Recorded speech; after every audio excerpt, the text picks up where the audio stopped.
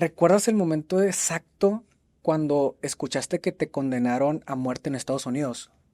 Claro, sí, sí, ese es inolvidable en el momento que el juez pone su martillazo en madera, ¿no? A nombre del Estado, se te va a ejecutar, era el 15 de septiembre del 85. Hola, bienvenidos. Mi nombre es Alan Gerardo y este es mi podcast Con Propósito. En este espacio voy a entrevistar a personas que han descubierto su propósito y cómo gracias a encontrarlo están teniendo grandes resultados en sus vidas.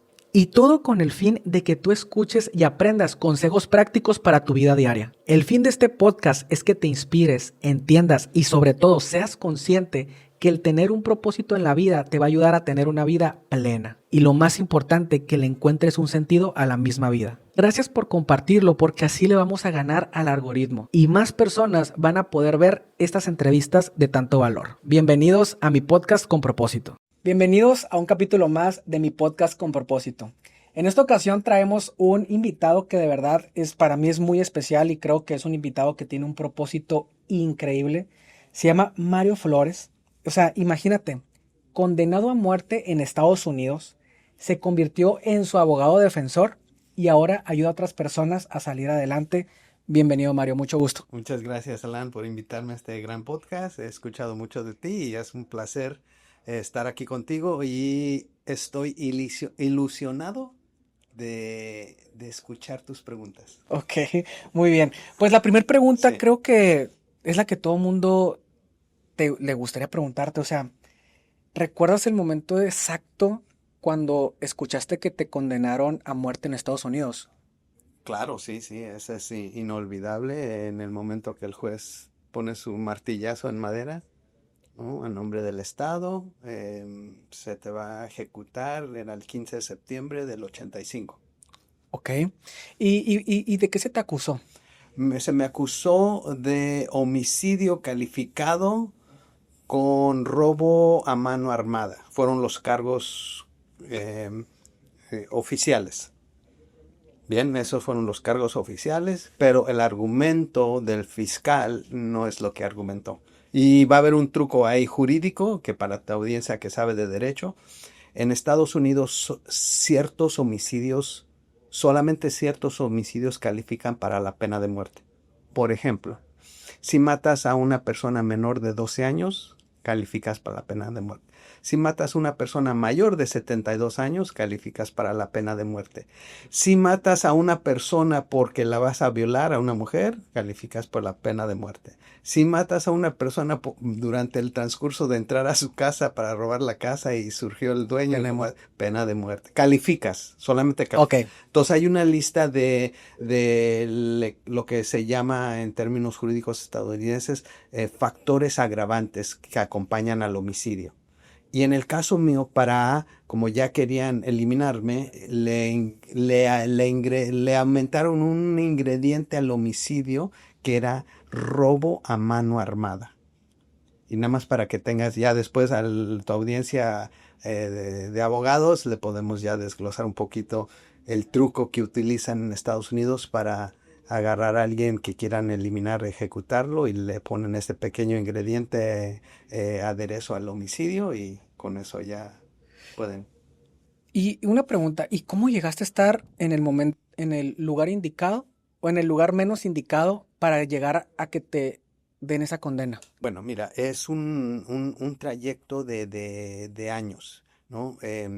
Si te cuento la versión de la policía, hay un policía que quiero presentarle, se llama Reinaldo Guevara, que tu audiencia ahorita busque en Chicago el detective Reinaldo Guevara y van a ver qué pasa. Reinaldo ¿Está Guevara. bien? Entonces, este detective fue el que me detuvo, me arrestó por este homicidio. Yo fui su primera víctima.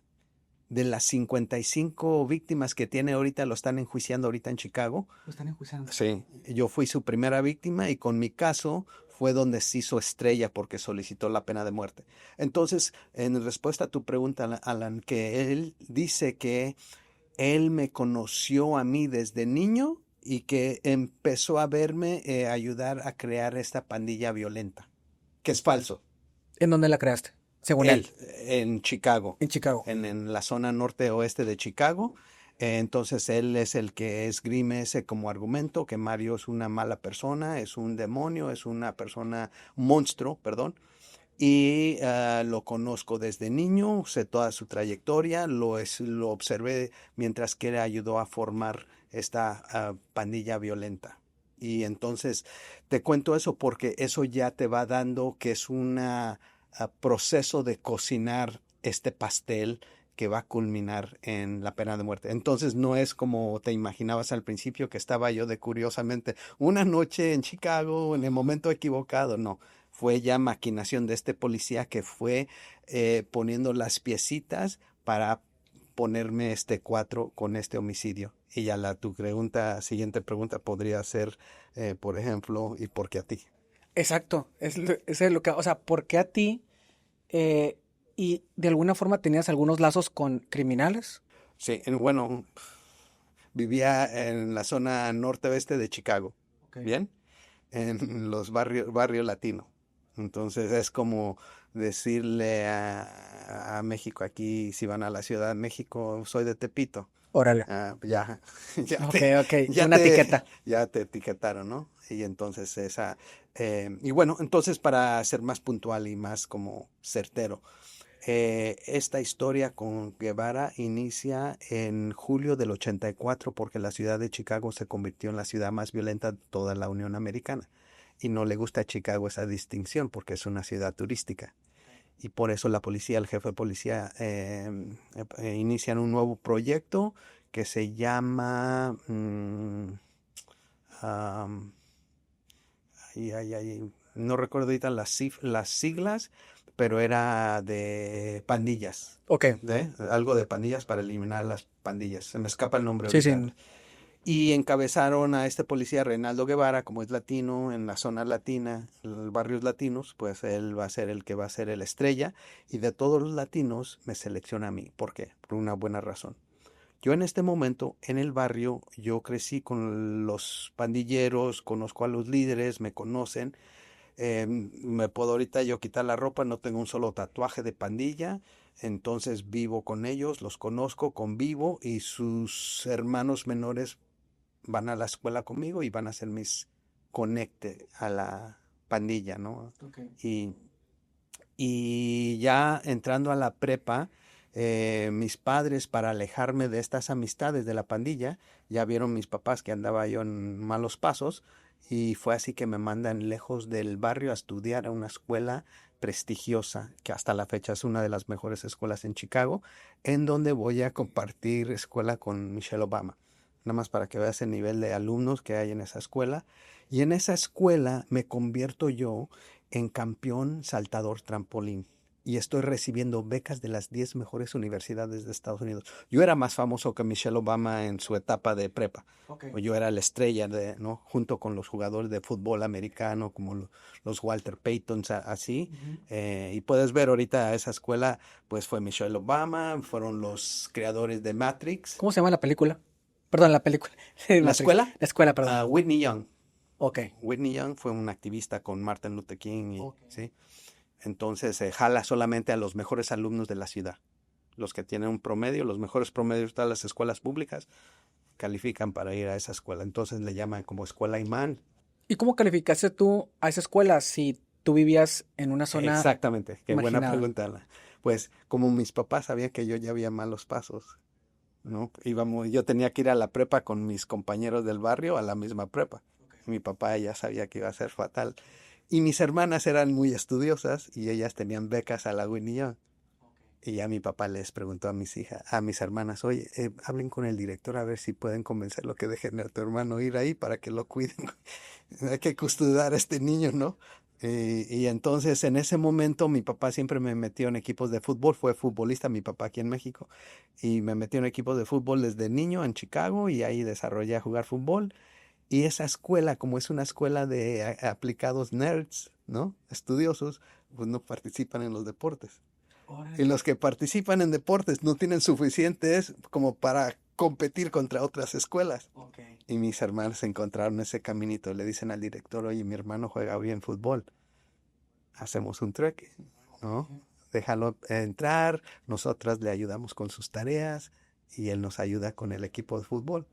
Y así fue. O sea, en Estados Unidos se sabe que apoyan mucho el deporte, ¿no? Para ellos es como que un honor ganar, ¿no? El honor de ganar. Es por el estímulo fiscal, que el gobierno federal a cada escuela pública les da un apoyo económico para mantener su equipo deportivo. Tenemos natación, tenemos tenis, tenemos básquetbol, y por cada alumno pues compruebas que lo tienes y el gobierno federal te apoya económicamente. Y regresando un poquito al tema del encierro, que cuando te condenan injustamente, ¿qué dijo tu familia? Pues mira, no alcancé a escuchar lo que dijeron los internos porque estaba yo preso. Me tenían ya aislado. Primero te detienen y estás incomunicado hasta que te enjuician. Y a ver, tal vez no te respondí correctamente bien. La reacción de mis padres fue siempre apoyándome por una simple razón. Que el homicidio ocurrió el 1 de enero de 1984. Y como te comenté, mi papá ya me estaba apoyando, me estaba ayudando porque sabía que andaba a punto de entrar a malos pasos con estas amistades. Por eso me mandó a la escuela con mis hermanas. Bueno, ¿por qué me apoyan en este caso? Porque el homicidio ocurre el 1 de enero del 84. Y hay 3 fechas en las que mi papá nunca dejó que nadie saliera de casa. Thanksgiving, que es el día de dar gracias, Navidad y Año Nuevo. Órale. Entonces, como el homicidio ocurrió en Año Nuevo, en el momento que yo dije que era inocente, toda mi familia sí estaba con nosotros. Y por eso me apoyaron todos estos años. Si hubiera ocurrido en otra fecha, como mi papá ya sabía que andaba con los pandilleros, hubiera dicho, no lo sé, ahí te las arreglas. Okay. Pero me ayudó que ocurrió el 1 de enero. Pregunta, ¿tus papás a qué se dedicaban o qué profesión tenían o qué hacían en la vida? Mira, mi papá fue en México taxista, conductor de camión, que me dijo que siempre transportaba por acá por Sonora, Nogales, ¿no? Y como no la veía hacer con sus 5 hijos, se fue de indocumentado a Chicago. En Chicago ya logró embarazar a mi mamá. Tuvimos una hermana que nació allá. Y gracias a esa filosofía entonces de Estados Unidos, permitían que emigrara toda la familia. Que le llama ahora Trump, le llaman a Chain Immigration Babies, algo así, Okay. ¿no? Sí. Que si nació uno, ya entra toda la familia. Y bueno, y así entramos. Pero tú ya estabas, tú ya existías, pues, ¿no? Sí. Y ya se fueron a vivir a Estados Y a Unidos. mi papá ya trabajaba en una fábrica y para poder mantenernos, mi mamá se puso a limpiar hospitales y oficinas de corporaciones. Y mis hermanos mayores, mi hermana trabajó de cajera en una como Walmart, Okay. en allá se llamaba Jewel, y mi hermano en una Woolworth, ¿no? Y entre esos 4 tenían ingresos para sacar a toda la familia adelante. Ok, pues, ¿y eran creyentes en algo? ¿Te inculcaron creencias tus papás? Sí, sí, yo desde México nos bautizaron a todos católicos apostólicos, hicimos primeras comuniones, me expulsaron de la iglesia varias veces a mí por preguntón. ¿No? Sí. Ok. Siempre estuve inquieto que curiosamente me va a ayudar tengo una foto, tal vez después te la enseño. ¿Aquí la ponemos? Sí, te enseño Sí. ahorita mi foto de primera comunión y entonces la vela que me dan a mí era vela no de primera comunión, una vela grande. Y los otros chavos tenían velas pequeñitas con su rosario o su, ¿no? Y yo hice la queja al sacerdote, dije, ¿por qué me dan a mí una vela grande y ya no como los demás? Es que tú la vas a necesitar más, vas a andar en la oscuridad más que los demás. Y ¡Órale! tengo la foto ahí. ¿Ya se lo presentían ahí? Pues no, creo que fue Pero, sarcástica, ok, pero yo ya me recordé eso, ¿no? Porque cuando veo la foto dije, sí, y me ayudó esa vela en el corredor de la muerte, justamente. ¿Y qué es la vela? Es simbólico de luz, luz que brilla en la oscuridad y es como ya lo espiritual, la religión, ahí la claro. creencia. Y hablando del corredor de la muerte, ¿qué sentiste el primer día que cerraron la celda? O sea, ¿qué pasó por tu mente en ese momento? ¿Qué edad tenías? Este capítulo es presentado por B-Global Pro, una empresa, un sistema que es el socio ideal para todas esas personas que quieren comenzar a vender por internet. Esta es una empresa que se ha enfocado en formar a emprendedores, a empresarios digitales y que les dan acceso a un inventario sin necesidad de invertir en productos a mayoreo. Y tú que eres una persona que estás buscando oportunidades, que te gusta el desarrollo personal, que te gusta inspirarte de historias de éxito, te quiero compartir este gran sistema en el cual tú te puedes apalancar y puedes empezar a crear un negocio a largo plazo y rentable por internet. Si estás cansada o cansado de buscar emprendimientos, negocios y no has tenido grandes resultados, te quiero compartir esta información. Tú ya puedes apalancarte de este sistema de la mano de expertos, de guías, de mentores que te van a ayudar a tener un negocio exitoso con un inventario de más de 1,000 productos que tú puedes vender por internet. Ojo, todos los productos tienen garantía. Acceso a más de 50 clases donde tú vas a aprender desde lo más básico hasta lo más avanzado cómo ser un experto en ventas por internet. Tú puedes lograr ese negocio que tanto quieres. Tener los recursos y sobre todo tener el tiempo porque tú puedes automatizar tu negocio para disfrutarlo con tu familia o con tus seres queridos. Si quieres más información de este sistema, puedes ir a mis redes sociales, Alan con doble L, Gerardo MX, y mandarme un mensaje directo y preguntarme acerca de este negocio y con muchísimo gusto te mando toda la información. O puedes ir directamente al Instagram de B-Global Pro, B grande E G L O B A L P R O, B-Global Pro. De ahí también puedes mandar un mensaje y te van a proporcionar toda la información. Recuerda que B-Global Pro es tu aliado ideal para emprender y vender por internet. Tenía 20 años. O sea, me detuvieron a los 19. Me tienen un año en espera para hacer el juicio, la sentencia. Y luego ya después de la sentencia me trasladan a una prisión de alta seguridad. Entonces lo primero que ocurre cuando te sentencian a muerte es un efecto. Bien, te sentencian a muerte, estás en los separos, no estás en la prisión de alta seguridad, todavía es otro nivel de descenso al infierno. Ok. O peor, pues, Peor, sí, obviamente. sí. Entonces en los separos estás en la ciudad de Chicago, más cerca de la familia, y entonces cuando me sentencian a muerte, pues sientes, y recuerdo, no te miento, Alan, que cuando me sentenciaron a muerte era agosto, creo que el 16 de agosto, era día cálido en Chicago, soleado, y de repente se oscureció el cielo y empezó a relampaguear. Órale. Entonces eso es como un recuerdo vivo que tengo. Dije, qué curioso, ¿no? Que se oscurezca así de repente después de un día soleado. Y bueno, se me quedó grabado eso. Entonces ya es como empieza una jornada individual hacia el descenso del infierno.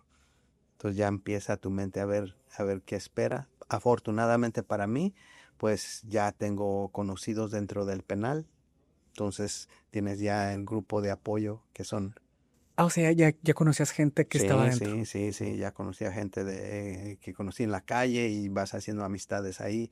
Entonces no era tan grave para mí. ¿Por qué? Porque recuerda, ya estuve un año ahí antes esperando el juicio y vas haciendo amistades, Y conociendo. te cuidaron.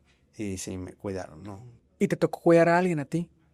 Sí, yo siento que todo el proceso de estar en la prisión, que es donde se arman las broncas, que cada fracción está cuidando de su grupo para que no sea vulnerado por los otros grupos. Y ese es el cuidado. Y por eso hay choques a veces, porque cada quien acusa al otro de no cuidar. Ok. Y en la cárcel dentro, ¿por qué se hace una pelea? O sea, ¿por raza, por barrio? Mira, es curioso porque en la calle, yo lo vi mucho, que en la calle si ves a dos chavos que se ven en la calle, se matan a tiros. Pero ya dentro de ahí, como no hay armas, como que ya hay más, ¿Hermandad?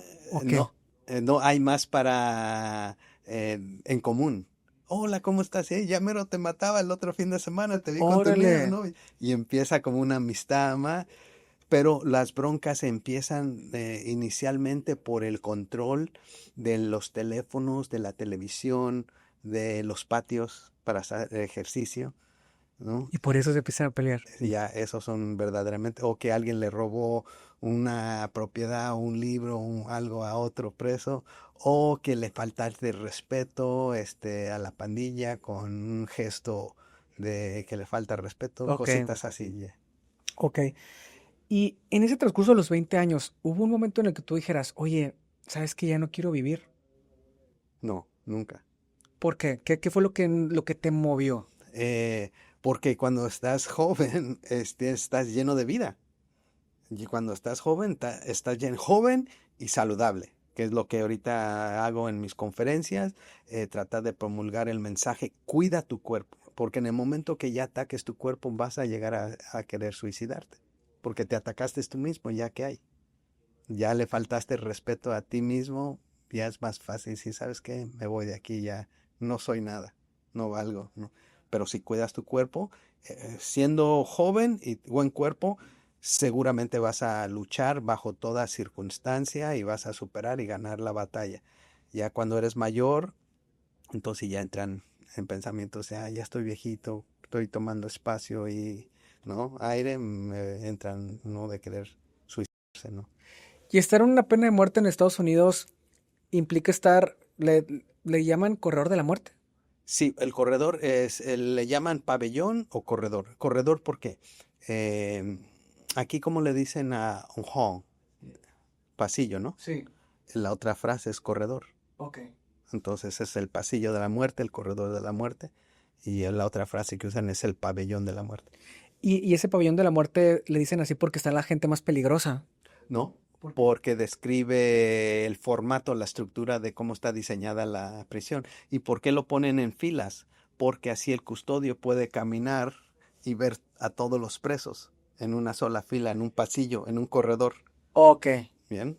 Ok. Como si vamos a, ¿no? Ves la frontera, tienen una frontera y vienen los de la migra y ya está ahí vigilando la frontera, ¿no? En ese corredor. Y ahí es lo mismo en la estructura de tener las celdas con todos los presos expuestos hacia el corredor para que el custodio pueda pasar y cada 15 minutos, media hora, ir tomando nota de qué estás haciendo y para que asegurarse que no te vayas a suicidar antes de tu ejecución. Órale. Qué duro, la verdad que cuando estuve leyendo tu historia, se me puso la piel chinita y yo le dije a Dios, dame sabiduría para saber qué preguntarle. Y todavía no terminamos, pero eh, hay una pregunta que me gusta a mí consultar a mi audiencia de qué le preguntarías a Mario Flores. Y la pregunta más común fue, ¿qué fue lo más duro que te tocó vivir con presos peligrosos? Que recuerdes. Lo más difícil con presos peligrosos tal vez es mi prejuicio. Mi prejuicio de que me habían dicho que delitos habían cometido y tenía yo un prejuicio y deseando que lo ejecutaran. Y cuando ya llego a revisar el expediente, resulta que era inocente. Órale. Entonces dices, sí, Y ya lo tenías etiquetado tú ya lo como... tenía etiquetado. A casi a todos los que yo pensé que eran dignos para ser ejecutados, eran los inocentes y por eso su comportamiento era agresivo y antipático porque estaban amargados con la vida por lo que les había pasado, porque no tenían manera de cómo eh, ventilar su frustración, su injusticia y nadie venía a rescatarlos. ¿Y cómo es vivir dentro de una celda 24 horas? Mira, a veces me voy a poner filosófico Claro. porque pienso que merece la pena para hacernos reflexionar. Hay un sabio que dijo, dentro de este universo expanso en el que vivimos, hay un lugar pequeñísimo, microscópico en comparación al universo, que denominamos el planeta Tierra. Y en este planeta Tierra existen billones de internos que caminan por la faz de la Tierra pensando que son libres. Órale. Ok. Bien, entonces te digo eso porque el poder entender que la libertad existe en el pensamiento, no en lo físico, es lo que la prisión te da a veces. O sea que tú, dentro de la prisión, obviamente ya hablando en el tema no filosófico, creaste tu propia libertad. Claro, sí. ¿Y cómo la creaste? Bueno, no era como intencionalmente, era como te comenté anterior. A mí me gustaría creer esto, no estoy seguro, como no lo conozco. Es me gusta creer que fue gracias a que no dañé mi cuerpo con drogas o alcohol. Bien, me gustaría creer eso, que eso fue clave en que terminé la preparatoria. Que entre esos dos elementos ya me dio suficientes herramientas y además lo importante es 19, 20 años de edad, lleno de energía y potencialidad. Entonces, haz esta combinación y vas a tener un resultado extraordinario. 20 años de una vida llena de potencialidad, saludable, con un poquito de educación preparatoria al mínimo y ponle libros y dale tiempo aislado donde no se distraiga con cosas, tonterías de la vida, en una celda y verás que lo que pasa es milagroso. Que justamente si ya lo comparas a la vida del Buda, de Jesucristo, de Moisés, todos, o de Mahoma, o no, estos grandes espiritualistas, personas de espíritu, se tienen que ir a una cueva, Ok, a un desierto, sí. para estar solos. Y ahí pensar, y esa es la prisión. Y ahí pensaste mucho tiempo Y solo. ahí te la pasas pensando, reflexionando, y ahí es donde la combinación, en no caer en tentaciones, en cosas que no te llevan a cosas productivas como la droga, la pornografía. Vi cómo se destruyeron varios hombres, y es lo que pasa en una prisión, ¿no? Si te llevo ahorita a una prisión de alta seguridad, al mínimo en Estados Unidos, vas a ver todas las celdas están tupidas de Por pornografía. Son las diosas de los hombres, ellos sueñan en eso. Es su Dios, su Dios, ¿no? Y entonces vas viendo esa, pum. Y entonces a mí, para mi fortuna, como le invertí mucho tiempo a la religión, a las religiones, era más en respeto propio y particularmente malas palabras, alzar la voz, la pornografía. Entonces ayudé, y te platico ahorita el tema de pornografía porque es importante que yo no sabía cuando voy leyendo la historia de los samuráis. ¿Has escuchado de los samuráis sí, japoneses? sí. Una de las últimas pruebas para ser el samurái, le avientan a una geisha. ¿Sabes qué es la geisha? Una prostituta. Sí, pero de alto nivel. Sí. Y ese samurái, para pasar su última prueba de fuego, es no, Abstinencia. no eyacular. Y ella tiene todos los trucos para hacerlo a él eyacular. Entonces el poder tener ese control de mente, ya eres un samurái. Órale. Bien, Pero estando en el acto. sí, estando en el acto, Órale. ¿no? Entonces ella viene a ya sabes a qué, Su misión. y tu misión como samurái, esta es tu prueba. Tienes que dejar que ella no te robe tu energía. Y eso, permíteme por ser más gráfico, pero son Exacto, no, textos, ¿no? claro, claro.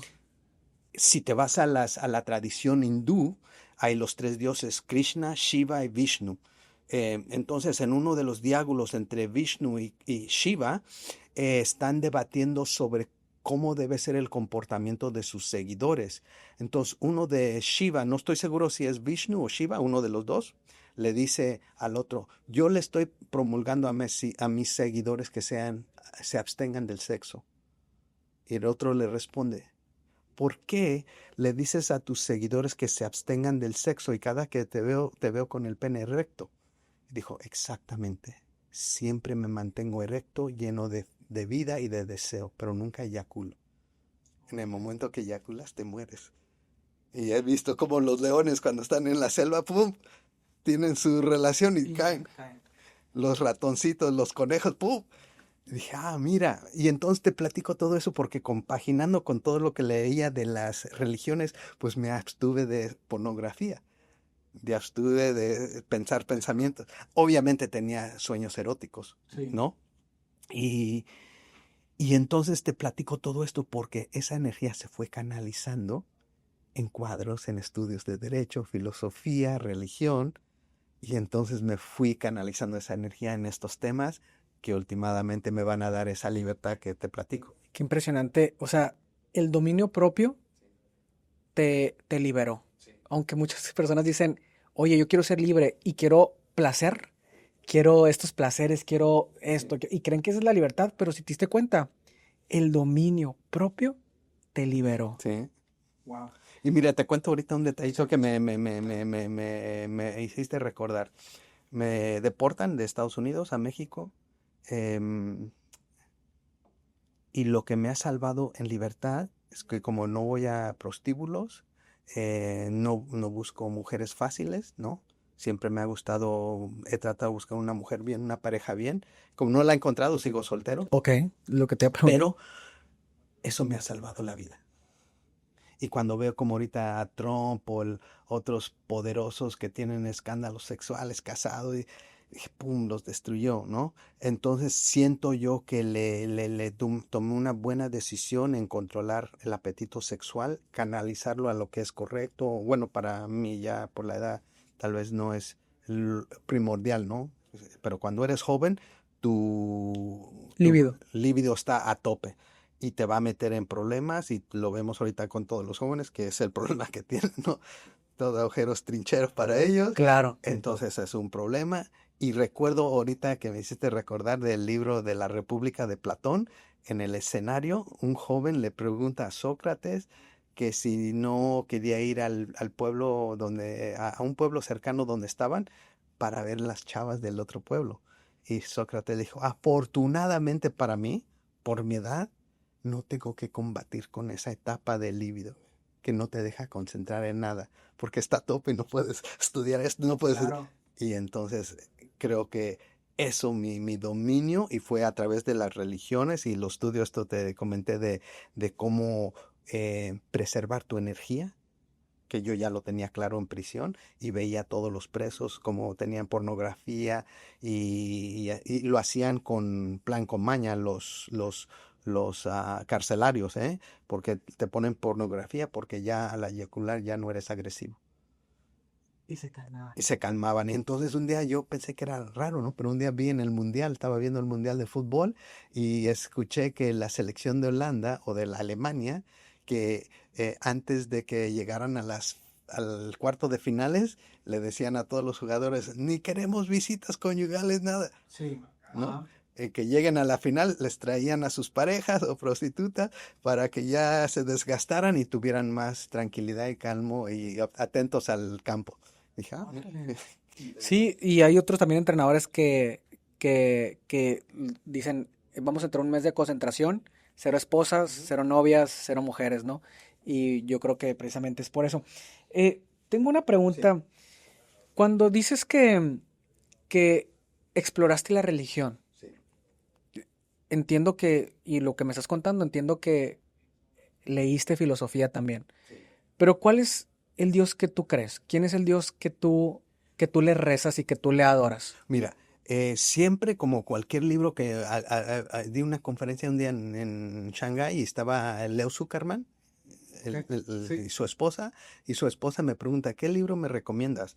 Y recuerdo que no, esporádicamente me surgió la respuesta, dije, el que más te ayude en ese momento. En este momento, el que más te ayude, ese es el libro para ti. Y entonces, con respecto a la religión, tu pregunta, recuerda, yo empecé como católico apostólico aquí en México. Claro. Fui a hacer mis doctrinas, ahí estaba de monigote con los sacerdotes, entonces llevo esa trayectoria que me dio esa no etapa. Luego, al ingresar a Estados Unidos, empecé a detectar que creían diferente, no son católicos, odian al católico allá, al mínimo el alemán, ¿no? Que es protestante. Y entonces ya empiezas a ver, a cuestionar por qué son así y te va incrementando la perspectiva. Y yo veía, no, pero si el Cristo es el mismo, no pueden haber tantas diferencias. Y entonces ya me voy como enfocando más en Cristo, ¿no? ¿Quién es? ¿Cómo es? Y entonces cuando voy viendo su forma de ser, que por eso mucha gente quiere ser cristiana, seguir a Cristo por sus hechos, ayudar al prójimo, darle de comer al que no tiene, al enfermo, todo eso nos agrandece como seres humanos. Y entonces voy viendo, ese es el Cristo, yo quiero ser como eso. Entonces por eso te decía que al abrir mi mente a otras lecturas espirituales como el hinduismo, que es complejo, pero lleno también de sabiduría, aprendí esto de la sexualidad. Vi cómo tenían el Kama Sutra, ¿no? Órale. Mira, llegaron los musulmanes cuando invadieron a India, vieron esas pirámides con toda forma, posición sexual que puede tener el ser humano. ¿Y sabes qué hicieron los musulmanes? ¿Qué le escribieron? Destruyeron la pirámide. Porque ellos están... El musulmán es como el cristiano y el judío. No puedes tener pornografía así. Ok, ok. Y le mataste lo más sagrado a los hindúes. ¿Y qué hacen los hindúes? Van y tumban una mezquita. Y ve ahorita cómo se llevan. Se Sí, odian tanto que se tuvieron que dividir el país. Pakistán allá, India acá. sí. ¿No? Bangladesh, ¿no? Entonces empiezas a ver por mi recorrido por otras creencias qué es lo que hay en común. ¿No? Y vas viendo cómo la sexualidad, entonces el evangelio no me va a hablar de la sexualidad, del problema o la potencia sexual real de hoy día. Entonces obtenía información a mis dudas en la República o hay como te dije, de Sócrates. Hay otra escena de Platón que se llama El banquete, de cómo nace el amor entre el hombre y la mujer. Y entonces yo en ese momento quiero entender esa parte del ser humano, de la sexualidad, ¿no? Y bueno, entonces mi respuesta, Alan, era como el Dios que te va ayudando en ese momento. Y ahora, para ser más concreto, dentro de esa celda mucha gente me dice, oye, ¿has tomado el tiempo de conocer a nuestro Señor Jesucristo? Lo tuve en mi celda 20 años. Fui donde tú no has ido a conocerlo. Yo fui a leer evangelios que no están en la Biblia, que son como apócrifas. Fui porque escuché que habían libros donde dicen que Jesucristo, cuando se escapó de los 12 años, que nadie sabe dónde se fue, Ajá. que descubren que se fue a estudiar con los monjes budistas allá por la India y China, y que hay un documento, un libro donde encontraron en una cueva rasgos, dibujos de un europeo con pelo describiendo a Jesús que vino a estudiar. Y luego cuando ves las enseñanzas de Jesús en el Evangelio, Ujú. dices, esas no son enseñanzas judías, Ok, ajá. son enseñanzas budistas. Ok. Solamente un Buda te permite voltear la otra mejilla cuando te den una cachetada en el Ok, uno. ok. Solamente el budista hace eso, ni el judío ni el musulmán. Sí, sí, sí, sí. Entonces por eso ya van. Y esa es como mi curiosidad me va llevando a otras creencias y entonces ya voy viendo cuál para mí es la verdad. Y ahorita, pues, ¿qué practico hoy? Estoy aquí promulgando principios y valores, Ok. que es justamente lo que haría Cristo. Y le acabo de decir a Tato aquí que me gustó mucho un dicho de San Francisco de Asís que decía a sus seguidores, hermanos, hoy vamos a ir a promulgar el Evangelio de Cristo y si es necesario, usen palabras, Órale. pero con tus hechos Con vas a... hechos, nada más. Y es lo que... Entonces ya mis hechos es lo que debe de definir quién soy, qué hago y en qué creo. No he lastimado físicamente a nadie, no insulto a nadie, ¿no? Espero que no con mis comentarios no se sienta, pero no es mi intención. Entonces mi intención es ayudar, mi intención es como Cristo y quiero hacer que no, el que no puede ver, ayudarle a que vea, ¿no? El que tiene hambre, traerle comida, el que tiene el alma destruida, traerte paz. Eso es quién soy, entonces ya eso es lo que define a la persona en tu creencia, ¿no?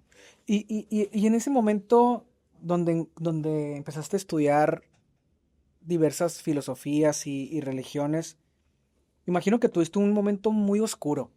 Creo que, creo que para renacer siempre hay como que cierto momento difícil, situación. ¿La recuerdas esa situación? Em, sí, sí, en el momento te comenté que en los separos es una cosa, estás cerca, pero ya cuando te trasladan a la prisión de alta seguridad, donde vas a estar al lado de los homicidas más temidos dentro del estado, es otro nivel de desconocimiento y peligro. Y entonces lo primero que hacen cuando entras a ese lugar infierno, como es un país cristiano, pues te dan una Biblia. Ujú. Y para mí ese fue en el momento más oscuro, me ponen una Biblia. Pero también la vida en el patio me pone a musulmanes que están atacando esa Biblia y que conocen esa Biblia mejor que yo. Órale. Y entonces, mis respetos, ¿cómo conocen este libro mejor que yo?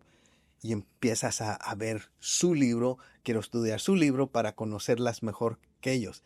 ¿Y qué crees que pasó en esa guerra? domino. Ok. Domino yo. ¿Por qué? Porque yo empiezo como católico, apostólico, protestante y hasta me hice testigo de Jehová en Chicago y luego entrando a la prisión me hago de esos nuevos cristianos recién nacidos, Ok. bautizados, Ok. ¿no? Y luego ya con los musulmanes empiezo a ver qué dice el Corán, ¿no? Y entonces con los musulmanes les gano su batalla porque al final de cuentas mi, mi inicio en el cristianismo con los conocimientos dentro del Corán produce un mejor musulmán que ellos. Órale. Todo lo que ellos hacían era antiislámico, anti el Corán, y eran más musulmanes que yo y árabes. Órale. Y al final de cuentas, yo representé la mejor versión de ese Corán que coincidía con el Evangelio de Cristo y es quien soy yo. Órale. Qué interesante, de verdad, y respeto mucho tu historia y todo lo que viviste. Creo que es algo que tú solamente puedes platicar y describir, pero se me hace increíble, de verdad. Eh, ¿Cuándo fue el momento en el que dijiste, me voy a convertir en mi propio abogado? Em, Nunca logró hacer, me preguntaron en una facultad de Derecho en la Ibero, creo, una alumna de Derecho, y me preguntó algo que me sorprendí yo la respuesta, ¿no? Ok. Entonces me dijo, ¿cómo puedes decir que fuiste tu mejor abogado y nunca ayudaste a liberarte jurídicamente?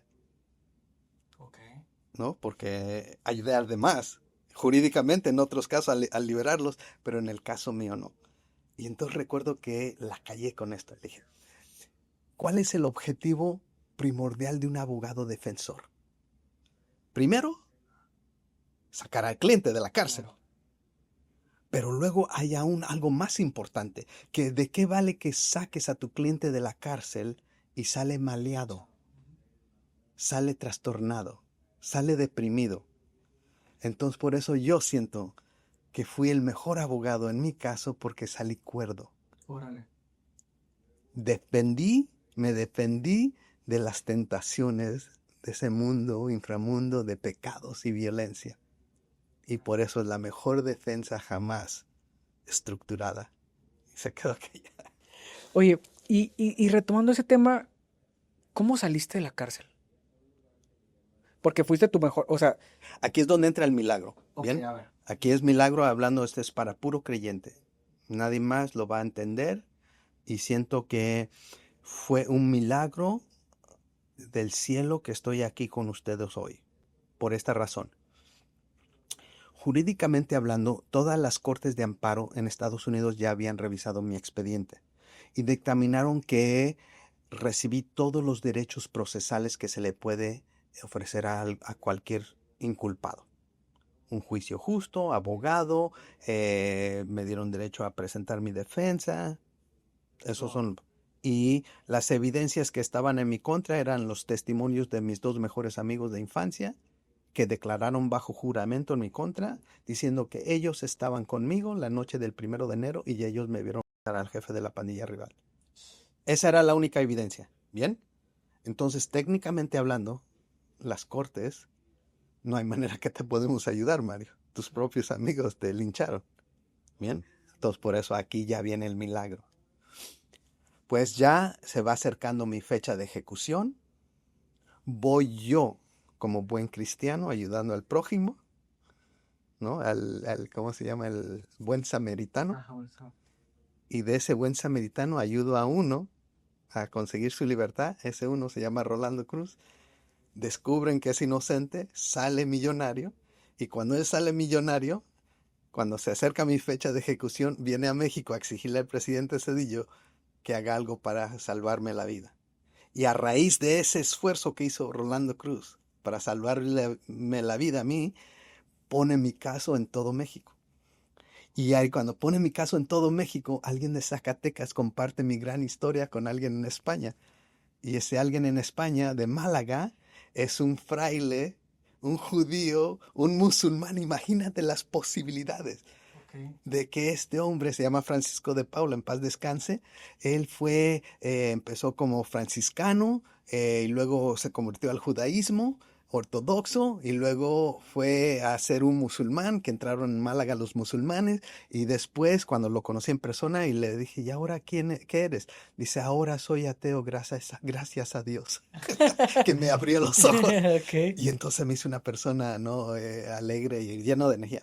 Bueno, entonces te comentaba de cómo empieza ya el milagro. Esto ya es un milagro para los creyentes. Yo ya sabía que me iban a ejecutar. Entonces, como ya sabía que me iban a ejecutar, me dije, bueno, lo que puedo hacer para que mis hermanas, mis sobrinas, sobrinos y mis padres no sufran mucho, es voy a crear las pinturas más estéticas que pueda pintar yo para que las cuelguen en sus paredes y yo les digo, ahí estoy, no estoy muerto, aquí estoy. Y entonces empiezo a pintar y resulta que descubro un talento por la pintura y esas pinturas son las que impactan en España. Y cuando las galerías en España dice, y puedo enseñarte los reportajes de críticos de arte en Madrid, dice, qué raro, ¿no? Se nota algo raro de estas pinturas ya cuando conocen la historia. Entonces lo que impacta. Y bueno, a raíz de esos cuadros van conmoviendo a gente que les molestó que me ejecutaran. Entonces dijeron, vamos a recabar firmas y así podemos evitar la ejecución. Esto es en julio de 2001. Aquí viene el milagro, ¿eh? Yo ya tengo como fecha de ejecución, en pocos meses me ejecutan. Y como ya tengo fecha de ejecución, la gente se apresura más para las firmas y pedirle al gobierno de España que intervenga en mi favor. Ya México está interviniendo en mi favor, pero ya sabes que en ese momento ni Cedillo ni Fox tiene tanto pegue en Estados Unidos como para decir, no, escuchen. Pero España en ese momento no tiene relación con Estados Unidos. Son antipáticos. Y para mi fortuna aquí es el milagro, que hablando del Islam, ¿no? Ok. Pues ya sabes, para mis papás, primero era en la pandilla, ese de Guatemala. Cuando voy a la prisión, que no, quiero estudiar musulmán, el Islam, a Guatepeor. Ok, ok, ok. Toda mi familia son cristianos, todos, todos, ¿no? Y entonces, pues ya llega mi fecha de ejecución, yo estoy en paz, mis padres y hermanos tienen mis cuadros, y mis cuadros están en gira en España, y llega julio 2001. El presidente de España le dice al embajador de México, no podemos ayudarles a Mario porque no tenemos contacto o relación con Estados Unidos. 2 meses después ocurre el 11 de septiembre. Las Torres Gemelas. Y recuerdo que mi papá me dijo, tus hermanitos musulmanes ya te mandaron a joder porque cuando sepan ahorita que tú practicas o crees en eso, no te van a dar clemencia. ¿Y qué pasó? Todo lo contrario, porque Estados Unidos empieza a bombardear Irak y Afganistán. Y en la ONU todos los países se oponen contra Estados Unidos, menos 2 países, Inglaterra y España. Órale. Y a raíz de esta España fue la que, y tengo ahí los noticieros donde sale Aznar y Bush Jr. juntitos, un nuevo amor, una nueva relación entre España y Estados Unidos. En ese momento se aplica el favor.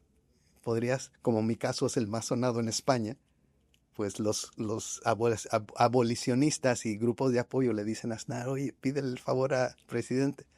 Y el presidente de Estados Unidos hace la llamada, el gobernador del estado de Illinois, que es su conocido, y así revisan mi caso y me dejan salir. Pero gracias a ese evento que no estaba programado en nada de esto. Entonces por eso yo siento que fue un milagro que haya pasado eso y que me haya favorecido muchísimo. Y por eso estoy aquí, de milagro. Qué impresionante. Qué impresionante, o sea, de verdad. ¿Y, y qué pasaba por tu mente cuando, o sea, que los presidentes de Estados Unidos, de España, hablaran de ti? O sea, ¿qué sentías tú o qué sentiste después? Son como premios de consolación cuando ves que grandes, y mira, ahorita porque no lo recordé, pero otras de las personas, cuando mis cuadros llegan a España, otras de las personas dignatarios mundiales que aboga por mí, era Nelson Mandela. Órale. Y el gobernador, cuando yo tengo todo esto documentado, en reportajes, el gobernador cuando me deja salir, dice, miren, yo me encontré de todos los casos que revisé en el estado de Illinois, encontré un caso que es particularmente injusto. Y además de eso es el caso de Mario Flores y hoy le voy a dar justicia donde no encontró justicia en los tribunales, yo le voy a dar justicia y a pesar me llamó el cónsul, el presidente de México, Fox, Vicente Fox, me llamó el consulado, me llamó Nelson Mandela y ahí lo dice en su discurso. Entonces vas viendo y dices, bien, que es el, vas cosechando lo que vas sembrando, ¿no? ¿Tú crees que si no hubieras estado en prisión, no hubieras encontrado tu propósito en la vida? Sin duda alguna. No, no existe. Bueno, creo yo, porque va a ser muy difícil.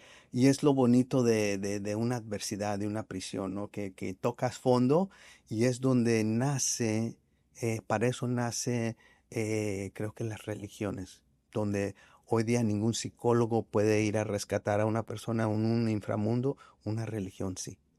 Y ahí, por eso soy como el producto de eso, ¿no? Tal vez hoy, como soy, ya llevo 20 años en libertad y es conflictivo ya hablar de una religión contra otra, entonces me ha neutralizado en tomar posturas, por eso te respondía hoy, mira, para definirme, simplemente básate Ok. en mis hechos, y ya con mis hechos tú en tu mente puedes perfectamente ser, eres un buen cristiano, emulas a Cristo.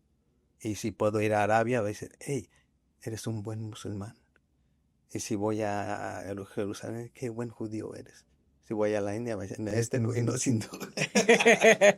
No lo conozco el tema bien, pero son las tres, porque son las tres religiones, por eso se pelean a muerte, porque están peleando por la misma verdad, quieren ser los ¿Quién poseedores. tiene la razón? Sí, pero es la misma creencia, el mismo Dios, los mismos ángeles, los mismos profetas. Entonces son los tres creencias que más consumí y las conozco bien las tres. Entonces siento que personifico lo mejor de cada una de ellas. ¿A cuántas personas ayudaste a salir de la cárcel? De la cárcel, mira, ayudé como por ejemplo a 6 o 7. Mi apoyo jurídico fue clave para demostrar su inocencia, pero también ayudé a otros presos a conmutar sus condenas de muerte a cadena perpetua, ¿no? Y luego a otros presos que estaban en población general, que tenían homicidios atentados sexuales, y entonces ya ayudé a que les redujeran sus sentencias. Entonces ha sido como una variedad, porque recuerda, son como 20 años. Y en esos 20 años, pues es el tema de tratar de a ver dónde, y algunos casos no los recuerdo ahora, pero era lo que me daba la pasión de esa existencia. Recuerdas que hablamos de encontrarle un sentido a tu miseria. Recuerdo en el libro este famoso de Viktor Frankl, El hombre en busca de sentido, Ajá. sale él y es un psicoterapeuta y él en uno de sus unas terapias le dice a su paciente o pacienta, no recuerdo, que se quería suicidar. Y entonces le dice, me parece válido, ¿por qué no te suicidas? Resuelves todos tus problemas. Dijo, no, porque no hay nadie que cuide a mi gato. Dijo, ya encontraste sentido de tu existencia. Ok, ok, Aférrate a eso, ¿no? ok. Y es eso, ¿no? Encontrarle el sentido a tu existencia, por más miserable que sea. em, eh, Trata de enfocarte en lo bueno que sí hay. ¿Qué es lo bueno que sí tienes en tu plato ahorita? Ah, pues tengo vida, tengo salud, tengo juventud.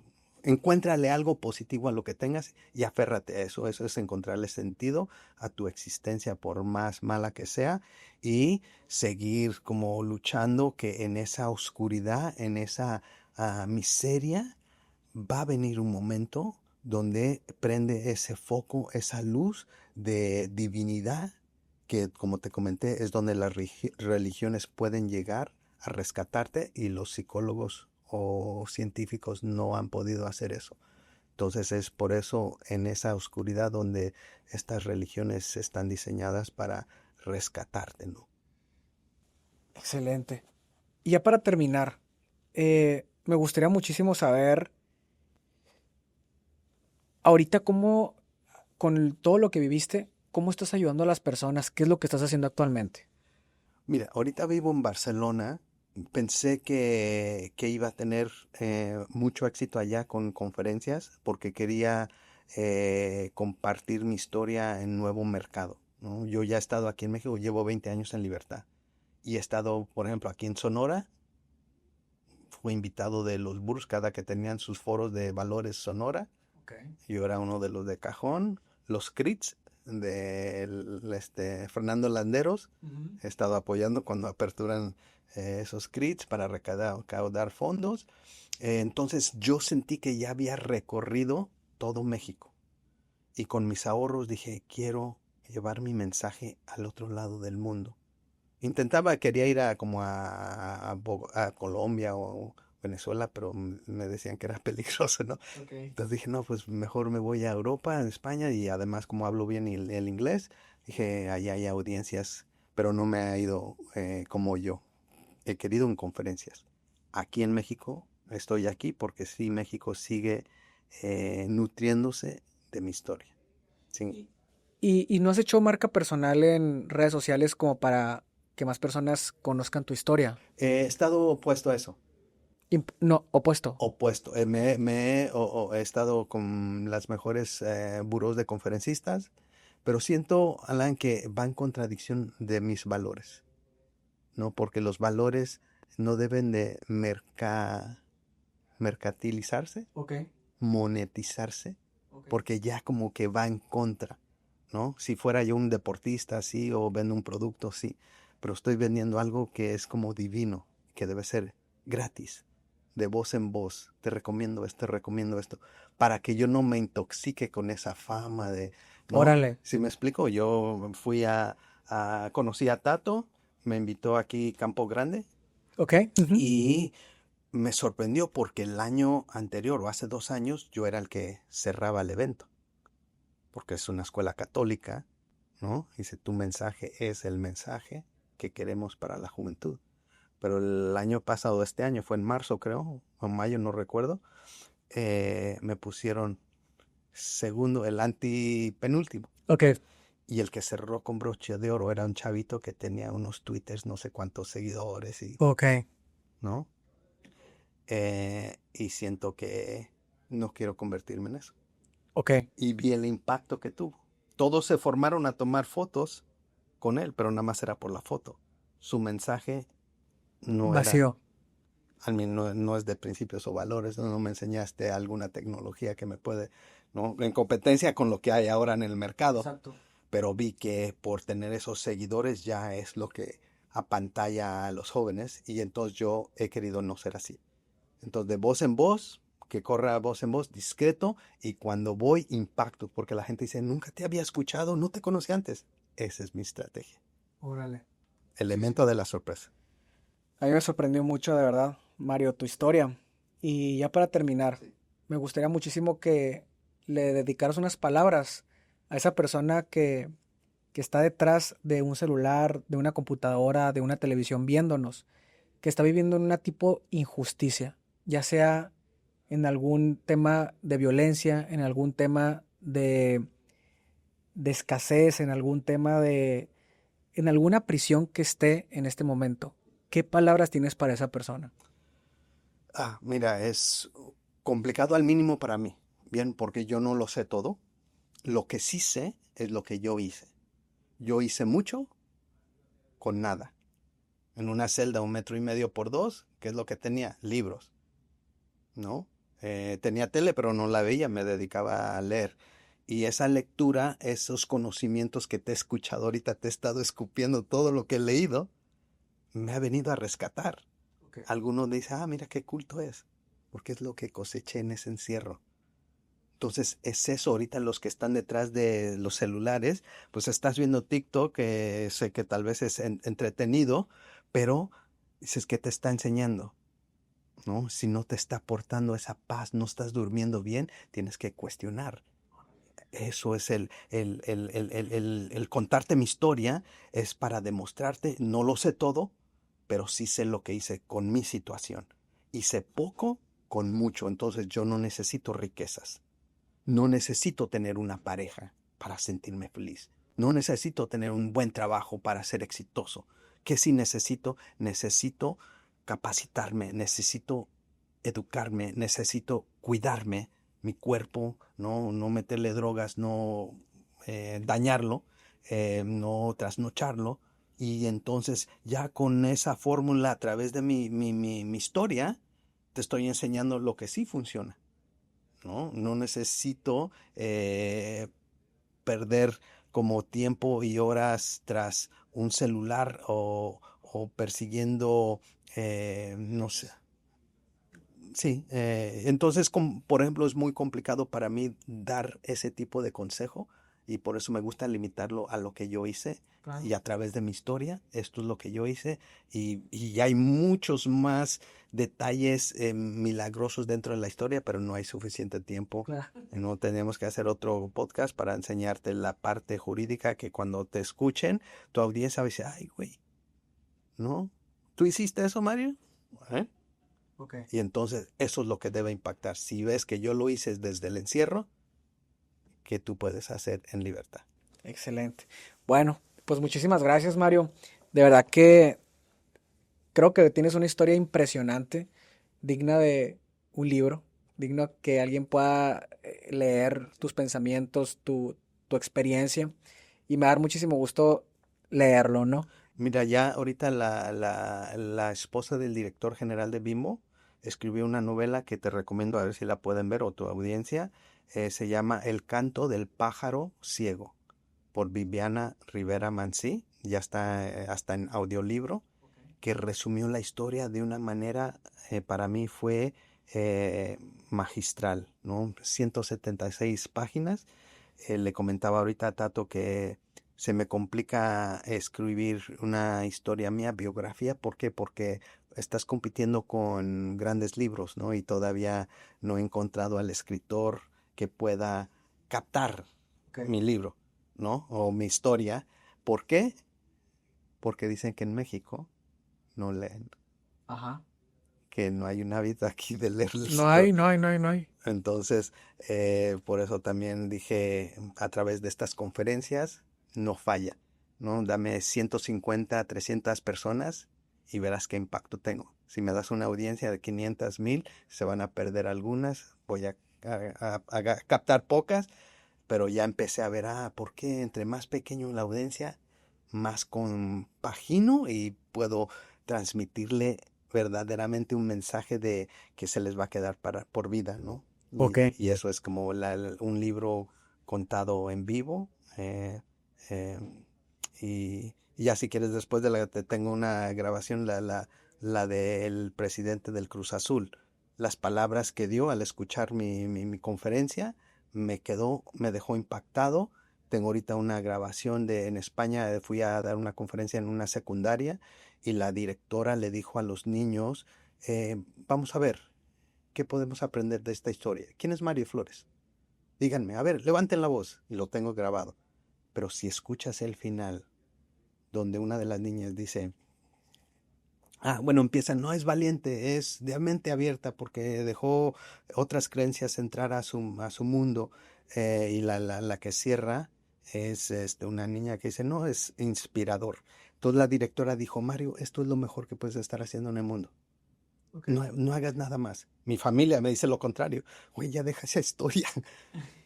De que la sigues repitiendo, para ti está bien, pero para nosotros es doloroso. ¿No? Nos jodiste la vida, nos traumaron. Entonces deja esa historia en paz. Y me cuesta a mí porque veo el impacto. Claro. Te dije ahorita, me dijeron que el presidente del Cruz Azul está en el bote, ¿no? Pili Álvarez. Sí, Billy Alves, yo lo tengo aquí. Cuando dijo Mario, me impactaste, pero lo que me impactó es que no tienes remordimiento. Lo tomaste con a pecho, hiciste todo lo que pudiste a pesar de la adversidad y eso es admirable. Y mira, yo ahorita tal vez en su celda esté pensando, tengo que ser como Mario. Claro. Sí, sí, ¿Velo a visitar? sí. Ah.